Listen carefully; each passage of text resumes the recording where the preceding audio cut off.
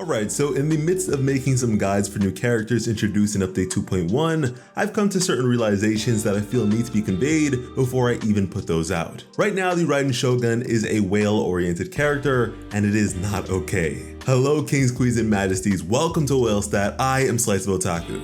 Now, I'm gonna preface all this by saying that I love the Raiden Shogun. When she was first revealed, I honestly only default liked her.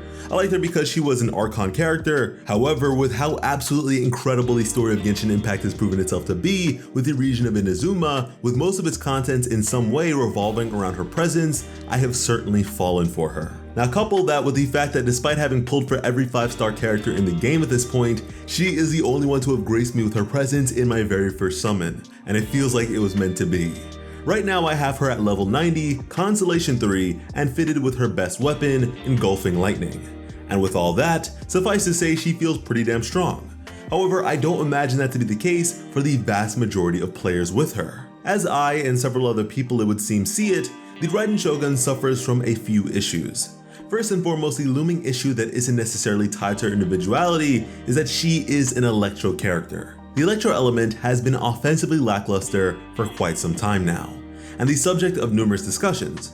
Many players have hoped that Electro would be buffed with the release of the Electro region, but alas, such is not the case. Now, in the face of the once underwhelming Geo Archon Zhongli, Geo received a buff. And interestingly enough, we seem to be on the precipice of a similar situation with the Raiden Shogun, as MiHoYo seems to be receiving a lot of backlash from the Chinese community. Now, the thing about this is that they are primarily upset about a lack of Beidou synergy, as Beidou's burst does not trigger alongside the Raiden Shoguns. Now, for me at least, doing my own due diligence, this majorly seems to be a wording issue, which they have since updated a bit along with the promise of 100 Primo Gems as an apology.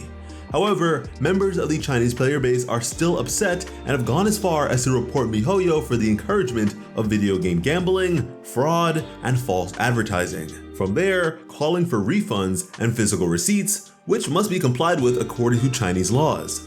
And this is an especially bad look because as of August 30th, China announced certain restrictions on the playtimes of minors. Now currently in effect as of September 1st, minors can only play video games for an hour on Fridays, weekends, and holidays, and are completely banned from playing during the school week.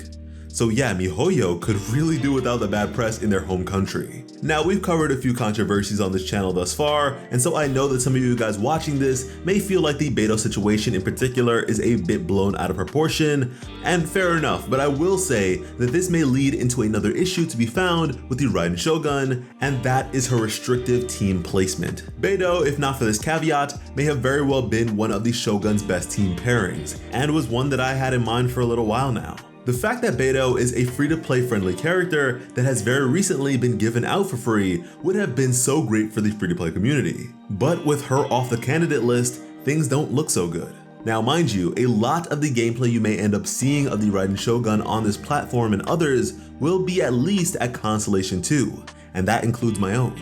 At Constellation 2, Raiden really comes together, and it would seem that she was balanced with C2 very much in mind.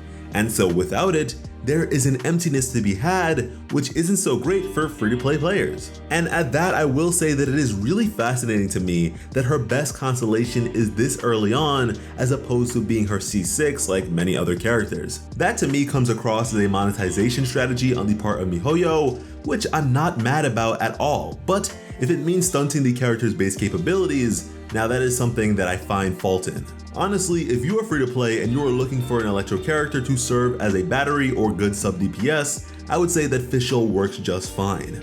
In fact, her elemental skill is a whole lot more flexible for different team compositions.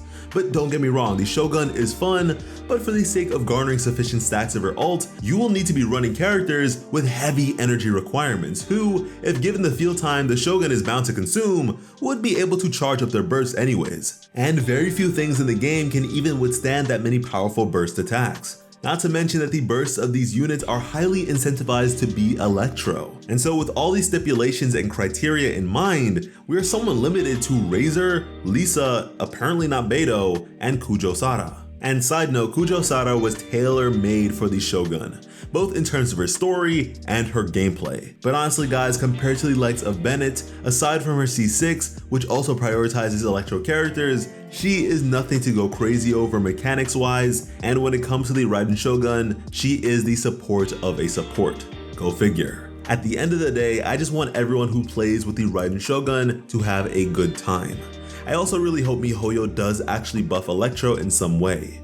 This could be in the form of a top tier Electro artifact set, a change to Electro resonance, or even reactions. Something just really needs to be done because, to be real with you, for the longest time I did not have a single Electro character built up until Eula came around and I needed them for support. Eula is my ultimate enemy delete button, and so the Shogun working well with her at the very least is great for me. A reality worth recognizing is that whales and or heavy spenders will always be the minority when it comes to games like this. Free-to-play players and light spenders make up the majority and deserve to be listened to and rightfully appreciated because they will always be the backbone of the player base. However, as a company, MiHoYo reasonably wants to incentivize spending as much as they possibly can, but shafting the majority is not the right way to do that.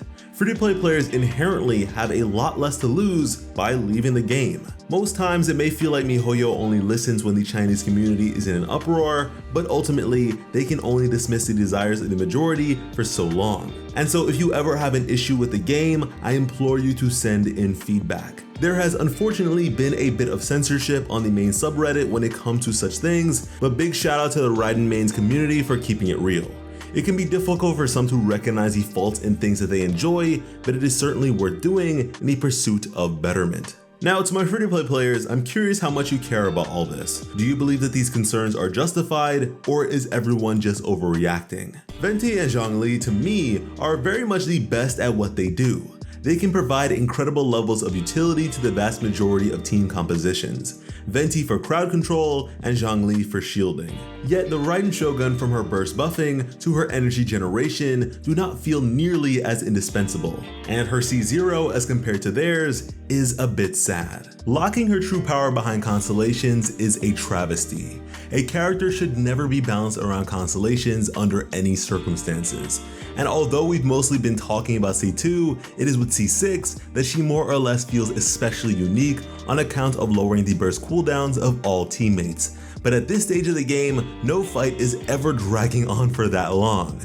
Given how good she is with Eula, I can barely get a single rotation in at times before the fight is over. This is all stuff that should have been sorted out during the beta testing, same as with Yoimiya, but here we are anyway. I at least hope that we can get more difficult content that sticks around besides the Spiral Abyss to truly make the most of her, but I'm sure that will come in due time.